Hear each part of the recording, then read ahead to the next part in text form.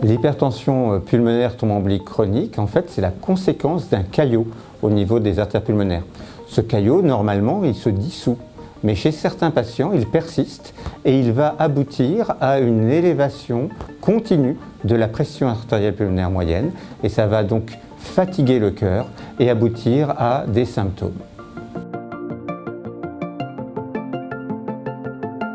Quand on fait une embolie pulmonaire, habituellement, l'embolie pulmonaire va se dissoudre et il n'y aura pas de conséquences. Chez environ 2 à 3% des patients, il va y avoir une persistance de l'occlusion des artères pulmonaires et chez certains d'entre eux, il va y avoir une hypertension pulmonaire thrombembolique chronique qui va s'installer.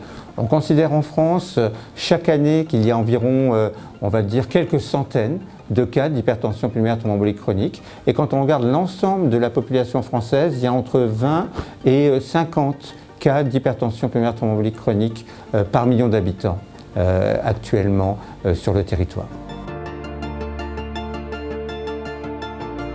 L'hypertension pulmonaire thrombembolique chronique peut se découvrir après une embolie pulmonaire ou lors d'un bilan de découverte d'hypertension pulmonaire.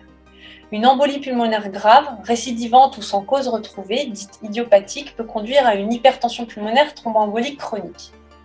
D'autres facteurs favorisants existent. Les patients ayant une splénectomie, une ablation de la rate, ou une maladie inflammatoire osseuse, ou certaines maladies de la coagulation, ainsi que les patients porteurs de pacemaker, de chambre implantable ou de dérivation ventriculo-atriale.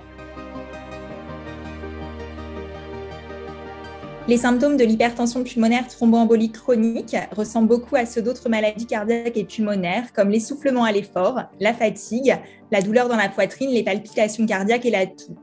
Ces symptômes étant communs à de nombreuses maladies, l'hypertension pulmonaire thromboembolique chronique peut être diagnostiquée tardivement, après plusieurs mois, d'autant plus si l'embolie pulmonaire sous-jacente est passée inaperçue. En cas de suspicion d'hypertension pulmonaire thromboembolique chronique, votre médecin va faire pratiquer une échographie cardiaque et des examens d'imagerie thoracique pour rechercher des séquelles thromboemboliques chroniques, c'est-à-dire de caillots dans les artères pulmonaires qui se sont au fil de temps transformés et qui les obstruent. Le diagnostic doit être ensuite confirmé dans un centre spécialisé d'hypertension pulmonaire avec la réalisation d'un cathétérisme cardiaque droit et d'un angioscanner thoracique.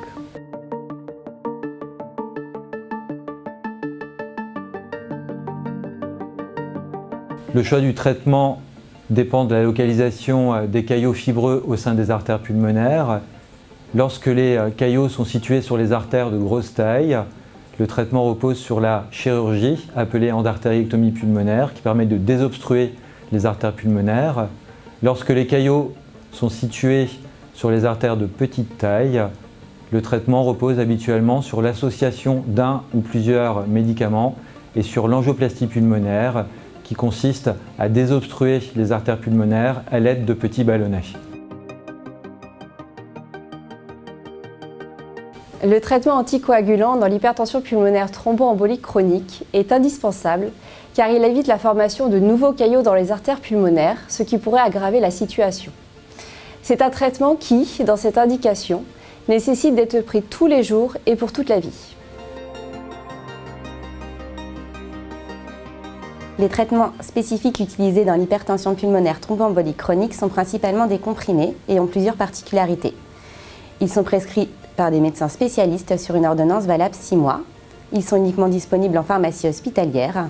Leur augmentation doit être progressive. C'est ce qu'on appelle une titration et nécessite un suivi téléphonique régulier par l'infirmier conseil. Et ils ne doivent jamais être interrompus sans l'avis du médecin spécialiste. Avant, j'étais sous oxygène et le moindre effort m'épuisait. Même me laver les cheveux, c'était un vrai marathon. J'ai eu la chance d'être bien orientée grâce à l'association de patients. J'ai eu des angioplasties. Ça n'a pas été vraiment très agréable, mais c'est vraiment rien par rapport à tout ce que j'ai gagné ensuite. Aujourd'hui, j'ai pu reprendre un travail à plein temps. Je marche sans être essoufflée, je peux danser et faire quasiment tout ce dont j'ai envie. Jamais je n'aurais pu penser que je puisse refaire tout ça un jour. Je ne suis pas guérie, mais je vis quasiment comme tout le monde. Après plusieurs années d'errance médicale et d'essoufflement, le diagnostic a été enfin posé. À ce moment-là, la maladie s'était suffisamment aggravée pour devenir vraiment visible. Et c'est vraiment une très belle preuve qu'il faut toujours y croire et ne jamais perdre espoir parce que la roue tourne et grâce au traitement, on peut vraiment aller mieux, voire aller bien.